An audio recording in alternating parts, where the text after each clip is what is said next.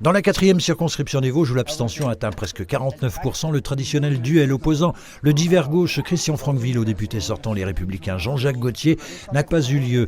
La forte poussée du Rassemblement national s'est là aussi confirmée. Le référent départemental et candidat Sébastien Imbert est sorti en tête avec plus de 26% des suffrages exprimés, soit presque 5 points d'avance sur Jean-Jacques Gaultier. Les grands perdants sont la nouvelle Union populaire écologique et sociale qui fait presque 16%, mais pas suffisamment pour être au deuxième tour, de même que la majorité présidentielle portée par Christophe Laurent. Dimanche prochain, le Rassemblement national compte bien confirmer sur la 4e. 5 points d'avance, avec une réserve de voix aussi importante du côté des abstentionnistes, du côté de la gauche aussi, puisque je pense que la gauche ne voudra pas et refusera de voter ou d'appeler à voter, je pense, pour le candidat qui souhaite la retraite à 65 ans ou s'inscrire dans des mesures identiques à celles d'Emmanuel Macron, puisque finalement, le député qui est face à moi, on pourrait le considérer de Macron compatible puisqu'il est dans une politique mondialiste. Or nous, aujourd'hui, on est dans une politique plutôt localiste, à contre-courant de ces politiques qui sont défendues depuis des années par ces élus qui sont aujourd'hui en perte de vitesse. En ce qui concerne le député sortant, on voit que dans la dernière mandature, il a été peu actif à l'Assemblée nationale, qu'il n'est pas intervenu sur des dossiers importants qui touchaient notamment à la ruralité. Le Rassemblement national qui puise une grande partie de son électorat en zone rurale, mais plus seulement. À Contrexéville, il fait presque 23% et arrive en tête. De même à Charmes, à Dompère, la Vosges-les-Bains. Neufchâteau lui échappe. Le candidat et référent de la majorité présidentielle y arrive en tête. À Mirecourt, la NUPES rafle la mise. À Bugnéville, Sébastien Imbert n'a pas non plus réussi à détrôner Christian Franqueville.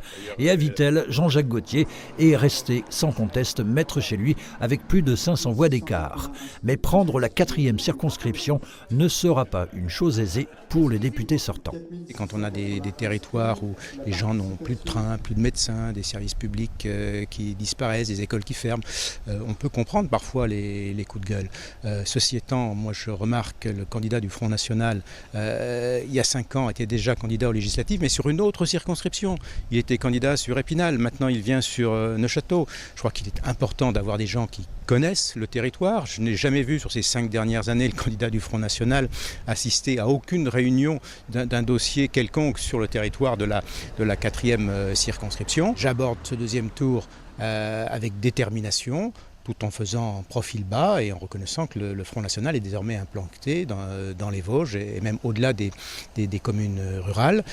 Donc le deuxième tour ne sera pas facile, mais il est quand même à portée de main. Il s'agit de transformer cet essai et de rassembler le plus largement possible. Inquiétude également du candidat de la nouvelle Union populaire écologique et sociale. Inquiétude avec un zeste de dépit tout de même.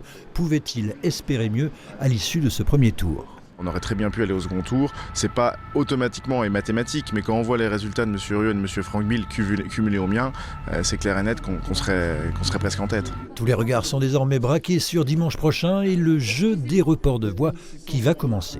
Je ne souhaite pas que notre département tombe dans les caricatures de l'extrême droite, qu'on soit un nouveau Hénin-Beaumont ou un nouveau Béziers, où on voit les méfaits qu'une politique d'extrême droite peut faire. On ne peut pas se permettre de dire que les Vosges sont une terre d'extrême droite, c'est pas possible.